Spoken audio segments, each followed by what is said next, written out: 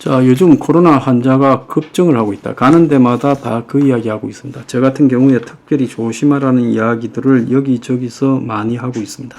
여름철에 이 에어컨을 요즘 워낙 더워서 많이 트니까 냉방병인 줄 알았는데 실제로는 검사해 보니까 KP3 코로나 변이였다. 자, 그런 사람이 굉장히 많습니다. 미국, 유럽, 일본에 지금 전 세계적으로 코로나가 다시 번지고 있고 질병청은 재유행이라고 하는 판단은 아직 이르다면서도 65세 이상에게 백신 접종을 해야 된다라고 말하고 있습니다. 자, 먼저 이 코로나의 지금 입원자 수를 보면 코로나로 입원하는 사람은 또 상당히 몸이 안 좋아졌으니까 입원하지 멀쩡한데 입원하겠습니까? 지난달 첫째 주에 91명이었는데 지금 465명이 입원했어요. 한 달 새 5배, 지난주보다 2배가 뛰었습니다. 그래서 확산 속도가 굉장히 빨라지고 있다는 거죠.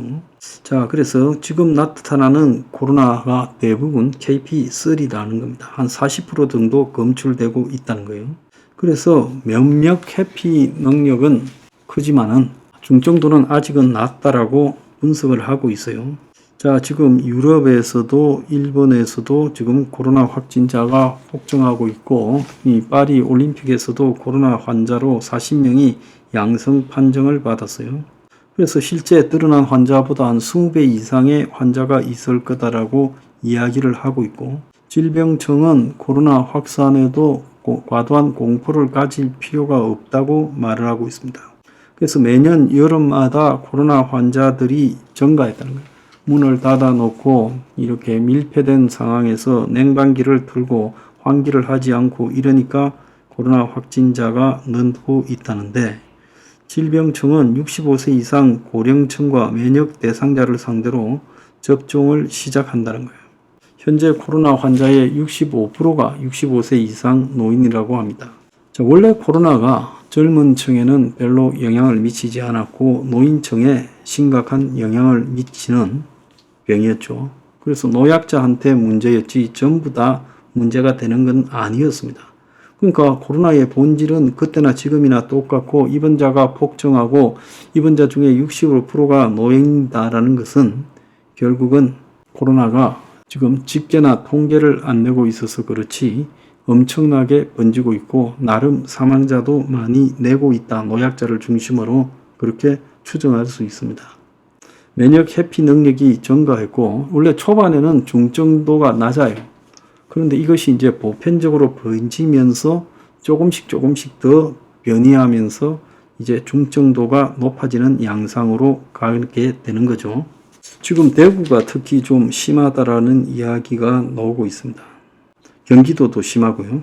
코로나 검사 키트가 동이 났고 품절이 됐다고 이야기가 나오고 있고 검사하면 실제 한 90% 이상이 지금 코로나 확진자로 나오고 있다는 거예요. 병원에서 그렇게 말을 하고 있습니다. 감기 환자의 절반 이상이 코로나다 이렇게 지금 말이 나오고 있고요. 그리고 지금 진단 키트가 부족해서 가격이 2배가량 올랐다는 겁니다. 자, 정부가 코로나에 대해서 우려를 강조하면 경제 문제를 갖다가 일으키기 때문에 코로나를 무시하자고 가는 그런 입장은 이해는 하겠는데요. 중요한 것은 마냥 무시할 게 아니라 코로나에 대한 나름 대책은 강구해야지 방치하고 가면 노약자들을 이게 정부가 코로나에 걸려서 죽어도 된다라고 방치하는 거라고 볼 수도 있습니다. 그렇기 때문에 노약자도 국민이고 젊어서 세금 많이 낸 사람입니다. 정부가 어쨌든 코로나 대책에서 이제 바짝 신경을 써야 될 때다. 저는 그렇게 생각합니다. 더 이상 번지면요, 또 수습 안 됩니다.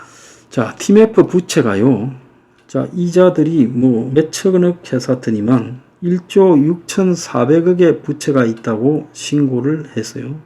그래서 눈더미처럼 피해가 커졌습니다.